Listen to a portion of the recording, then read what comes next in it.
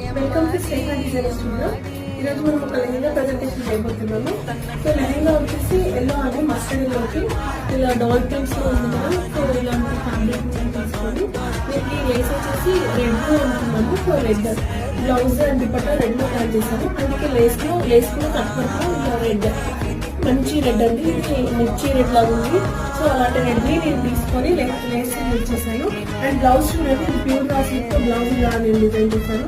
చూడండి వర్క్ అంతా యూనిక్గా ఉంది.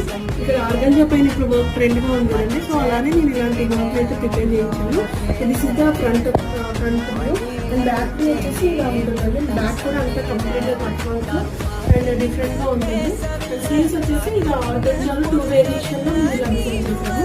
అండ్ కంప్లీట్ బ్లౌజ్ అండ్ లెహంగాకి వచ్చేసరికి మనకి ఇలా ఉంటుంది.